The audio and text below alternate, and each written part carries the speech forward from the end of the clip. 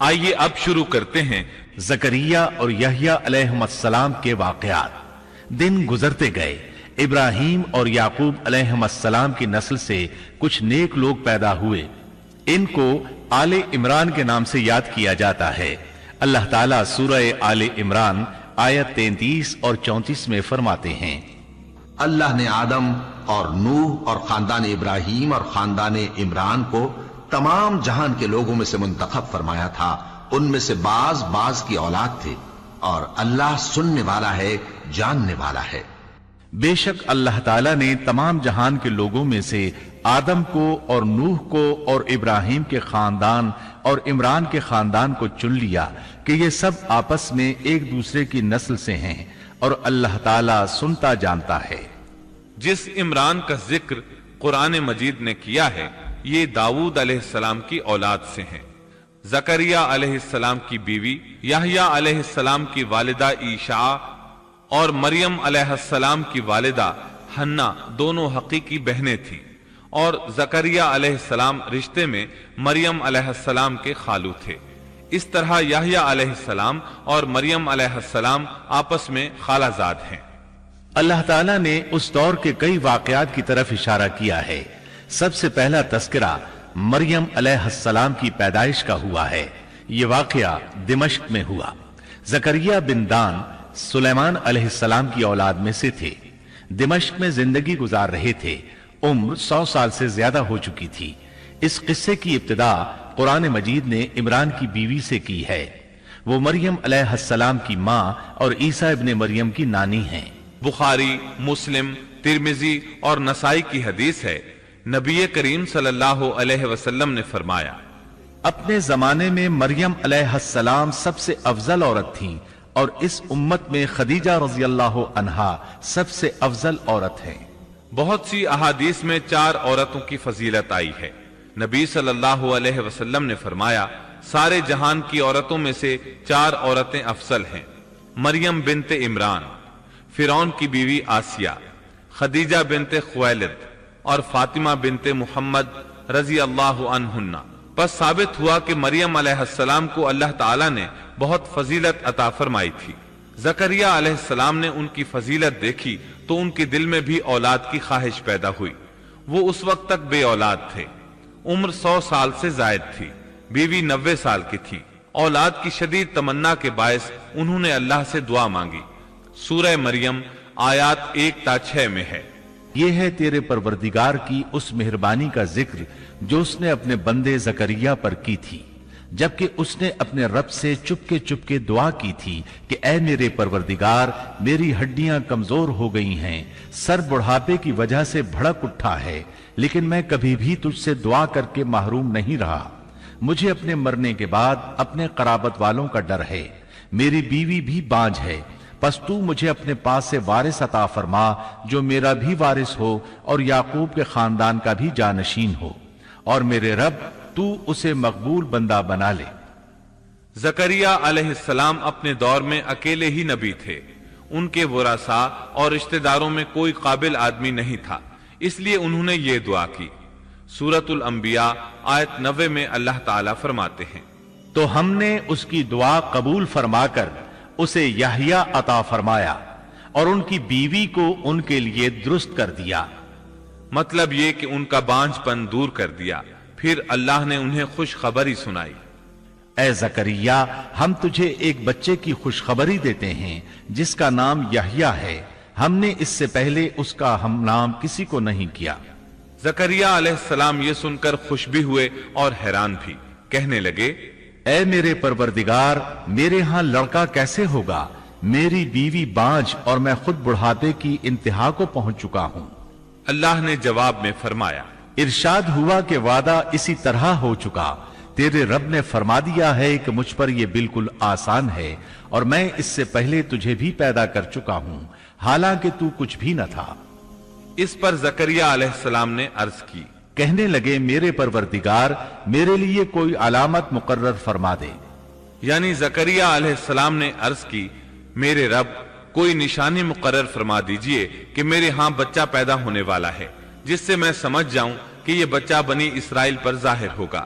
تاکہ بنی اسرائیل کو بھی اس کی فضیلت اور اہمیت کا علم ہو جائے۔ تب اللہ تعالیٰ نے فرمایا کہ تیرے لیے علامت یہ ہے کہ تو بھلا چنگا ہونے کے باوجود 3 راتوں تک کسی شخص سے بول نہیں سکے گا۔ چنانچہ جب وہ وقت آیا اور وہ کسی سے بات کرنا چاہتے تو کر نہیں سکتے تھے، البتہ اپنے ذکر میں صبح شام مصروف رہتے، اور یہ نشانی تھی اس بات کی کہ ان کے ہاں بچہ پیدا ہونے والا ہے۔ اللہ تعالیٰ سورہ مریم آیت 11 میں فرماتے ہیں، اب زکریا اپنے حجرے سے نکل کر اپنی قوم کے پاس آ کر انہیں اشارہ کرتے ہیں کہ تم صبح و شام اللہ کی تسبیح بیان کرو۔ اللہ تعالیٰ سورہ آل عمران آیت 39 میں فرماتے ہیں، چنانچہ وہ ابھی عبادت گاہ میں کھڑے نماز ہی پڑھ رہے تھے کہ فرشتوں نے آواز دی کہ زکریا، اللہ تمہیں یحییٰ کی بشارت دیتا ہے، جو کلمت اللہ یعنی عیسیٰ کی تصدیق کریں گے اور سردار ہوں گے اور عورتوں سے رغبت نہ رکھنے والے اور ایک پیغمبر یعنی نیکوکاروں میں ہوں گے۔ بس فرشتوں نے اسے آواز دی جبکہ وہ حجرے میں کھڑے نماز پڑھ رہے تھے کہ اللہ تعالیٰ تجھے یحییٰ کی یقینی خوشخبری دیتا ہے، جو اللہ تعالیٰ کے کلمے کی تصدیق کرنے والا سردار، ضابط نفس اور نبی ہے نیک لوگوں میں سے۔ انسان کتنے ہی بلند و بالا مقام پر پہنچ جائے اور اللہ تعالیٰ کے ساتھ اسے زیادہ سے زیادہ قرب حاصل ہو جائے، تب بھی وہ اللہ کا بندہ ہی رہتا ہے، اور کسی بھی بلندی پر پہنچ کر وہ اللہ یا اللہ کا بیٹا نہیں ہو سکتا، اللہ کا شریک نہیں ہو سکتا۔ اللہ جل شانہ کی ذات پاک وحدہ لا شریک ہے اور باپ بیٹے کی نسبتوں سے پاک ہے، لہذا انسان کی سب سے بڑی گمراہی یہ ہے کہ وہ جب کسی برگزیدہ انسان سے ایسے امور صادر ہوتے دیکھتا ہے جو عقل میں نہیں آتے تو رعب یا عقیدت کی بنا پر پکار اٹھتا ہے کہ یہ ہستی تو خود اللہ ہے جو انسانی شکل میں آئی ہے، یا اس کا بیٹا ہے، یا اللہ تعالیٰ کی شریک ہے۔ وہ یہ نہیں سوچتا کہ بلا شبہ ان واقعات کا جاری ہونا اللہ کی طاقت کے ذریعے ہے، جو بطور نشان اس برگزیدہ انسان کے ہاتھوں جاری ہوئے۔ اس کے باوجود یہ نہ اللہ ہے نہ اللہ کا بیٹا، بلکہ اس کا ایک پسندیدہ بندہ ہے، اور یہ امور اللہ تعالیٰ کے خاص قوانین کے تحت صرف اس کی تائید اور اس کی صداقت کے لیے ظاہر ہوتے ہیں، ورنہ وہ بھی اللہ تعالیٰ کے آگے اسی طرح مجبور ہے جس طرح دوسری مخلوق۔ انہیں خوشخبری سنائی گئی کہ بہت جلد یحییٰ نامی لڑکا پیدا ہوگا، وہ عیسیٰ علیہ السلام کی تصدیق کرے گا۔ یہاں کلمت اللہ سے مراد عیسیٰ علیہ السلام ہیں۔ اس طرح زکریہ علیہ السلام کے ہاں چاند جیسا بیٹا پیدا ہو گیا۔ یہ جو ہی بڑے ہوئے، ان کے پاس اللہ تعالیٰ کا پہلا حکم پہنچا، اے یحییٰ، میری کتاب کو مضبوطی سے تھام لے، اور ہم نے اسے لڑکپن ہی میں دانائی عطا فرما دی۔ اللہ تعالیٰ نے آپ کو نو عمری ہی میں حکمت اور دانائی عطا فرما دی۔ تفاسیر میں ہے کہ بچوں نے یحییٰ علیہ السلام سے کہا، آؤ کھیلیں۔ انہوں نے کہا، ہم کھیل کود کے لیے پیدا نہیں کیے گئے، اور اس وقت ان کی عمر صرف 5 سال تھی۔ اللہ تعالیٰ سورہ مریم آیت 13 تا 15 میں ان کے اوصاف بیان فرماتے ہیں، اور ہم نے انہیں اپنے پاس سے شفقت اور پاکیزگی بھی عطا فرمائی، اور وہ پرہیزگار شخص تھا اور اپنے ماں باپ سے نیک سلوک کرنے والا تھا، وہ سرکش اور گناہگار نہ تھا۔ اس پر سلام ہے جس دن وہ پیدا ہوا اور جس دن وہ فوت ہوا اور جس دن وہ زندہ کر کے اٹھایا جائے گا۔ مورخین لکھتے ہیں کہ یحییٰ علیہ السلام کی پیدائش کے صرف 6 ماہ بعد عیسیٰ ابن مریم علیہ السلام پیدا ہوئے، یعنی زکریہ علیہ السلام کی دعا کے 6 ماہ بعد مریم علیہ السلام کی طرف بھی اللہ تعالیٰ نے وحی بھیجی تاکہ اللہ تعالیٰ انہیں عیسیٰ علیہ السلام جیسا لخت جگر عطا کریں۔ گویا یحییٰ علیہ السلام عیسیٰ علیہ السلام سے 6 ماہ بڑے تھے۔ یحییٰ علیہ السلام بڑے ہوئے تو اپنے والد زکریہ علیہ السلام کے ساتھ بنی اسرائیل کو اللہ کی طرف دعوت دینے لگے۔ اس وقت ایک ظالم شخص ان پر حکمران تھا۔ اس نے اپنے بھائی کی بیٹی سے شادی کرنے کا ارادہ کیا، اگرچہ ان کے دین میں یہ حرام تھا۔ اس نے یحییٰ علیہ السلام سے اس شادی کی اجازت طلب کی، اس لیے کہ ان کی نبوت کا اس وقت تک چرچا ہو چکا تھا اور وہ ان کے درمیان شریعت کے مطابق فیصلے کیا کرتے تھے۔ फतवा लेने के लिए वो तोहफे तहाइफ के साथ आपकी खिदमत में आया। याहिया अलैहिस्सलाम ने लोगों को जमा किया और खुतबा दिया कि लड़की की अपने चचा से शादी हराम है। बादशाह और वो लड़की ये फैसला सुनकर गजबनाक हो गए।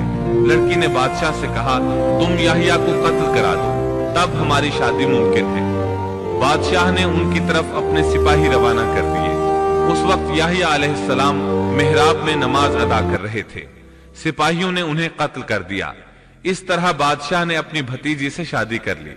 इसके बाद उन्होंने आपके वालिद जकरिया अलैहिस्सलाम को भी कत्ल कर दिया। इस तरह उस दौर के 2 नबी कत्ल कर दिए गए।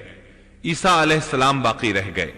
आप याहिया अलैहिस्सलाम की जिंदगी ही में नबी करार पा चुके थे।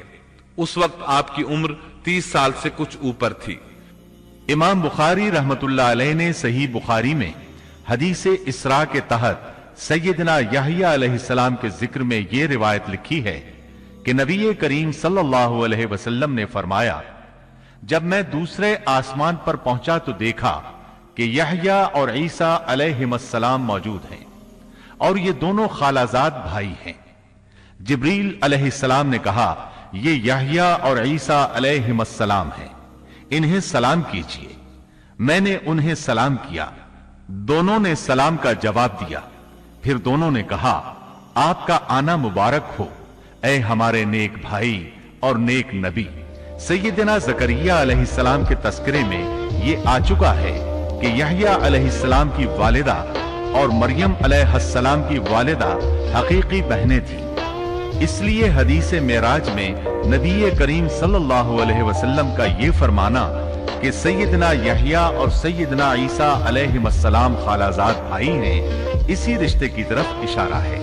दुनिया में उससे ज्यादा शकी और बदबख्त कोई और नहीं हो सकता जो ऐसी मुकद्दस हस्ती को कत्ल कर दे जो न किसी को सताती हो और न किसी के माल और दौलत पर नजर रखती हो, बल्कि इसके बरअक्स बगैर किसी तमा और उजरत के उसकी जिंदगी कौम की इस्लाह और खैरखाई के लिए वक्फ हो चुकी हो। चुनाचे नबी करीम सल्लल्लाहु अलैहि वसल्लम ने इसी बिना पर सैयदना अबू उबैदा रज़ियल्लाहु अन्हु के इस सवाल पर कि क़यामत में सबसे ज्यादा अज़ाब का मुस्तहिक कौन होगा, ये फरमाया था, वो शख्स जो किसी नबी को या ऐसे शख्स को कत्ल करे जो भलाई का हुक्म करता हो और बुराई से बाज रखता हो। अक़वाम आलम में सिर्फ यहूदी ही एक ऐसी कौम है जिसने ऐसे पाकीज़ा नफूस को बेतहाशा कत्ल किया।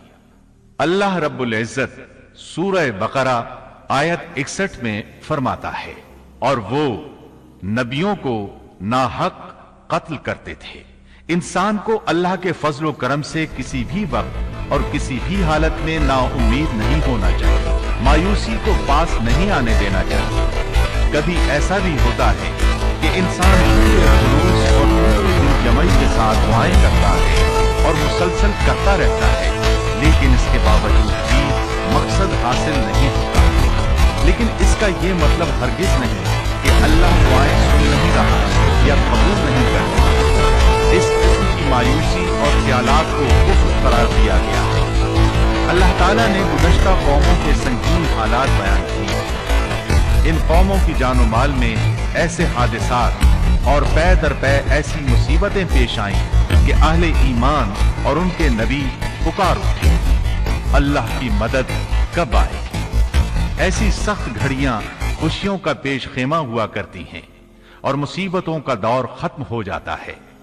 जो लोग अल्लाह की क़ज़ा व क़द्र पर भरोसा रखते हैं वो ऐसे लम्हात में मुसीबतों की दलदल से निकल जाते हैं और उन्हें अल्लाह ताला की तरफ से एक नई जिंदगी अता की जाती है। सैयदना ज़करिया अलैहिस्सलाम जिंदगी भर नबूवत के वारिस के लिए बेचैन रहे, लेकिन अल्लाह ताला से यही हुस्न ज़न रखा कि ऐ परवरदिगार, मैं आपसे मांगकर कभी बेमुराद नहीं रहा। सैयदना ज़करिया अलैहिस्सलाम की उम्र की आखिरी मंजिल आ चुकी थी और आपकी बीवी साहिबा बांझ थी। सारी जिंदगी गोद औलाद से खाली रही थी, लेकिन मरियम अलैहिस्सलाम के हुजरे में करामत का ज़ुहूर देखकर आपका जहन अचानक इस तरफ मुंतकिल हुआ कि जो अल्लाह ताला इस बात पर कादिर है कि जाहिरी असबाब के बगैर हर रोज तरोताजा फल हुजरे में पहुंचा सकता है, وہ یقیناً اس پر بھی قادر ہے کہ میری اس آخری عمر میں مجھے اولاد کی نعمت عطا کر دے۔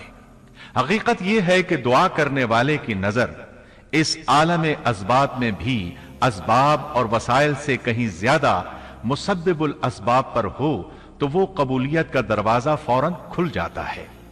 سیدنا زکریا علیہ السلام کو دوسرے ہی لمحے ایک عظیم فرزند کی بشارت دے دی گئی۔ اولاد کی خواہش ایک فطری خواہش ہے اور یہ خواہش قناعت اور زہد کے خلاف بھی قطعاً نہیں۔ قرآن کریم نے انبیاء کی زبان سے اس قسم کی دعائیں اور پکار ذکر کر کے یہ حقیقت واضح کر دی کہ انبیاء اور رسل جو زہد اور قناعت کے مینار ہوتے ہیں اس دواجی زندگی سے بری نہیں ہیں۔ اسلام میں اولاد کی خواہش کو فطری خواہش قرار دیا گیا ہے، تاہم یہ نقطہ بھی ذہن میں رہنا چاہیے کہ سیدنا زکریا علیہ السلام صرف اولاد ہی نہیں چاہتے تھے، صالح اولاد چاہتے تھے تاکہ وہ ان کے بعد دعوت کا کام جاری رکھے۔ اس لیے آپ نے اپنی دعاؤں کو پاکیزہ اور نیک اولاد کے الفاظ کے ساتھ خاص کیا۔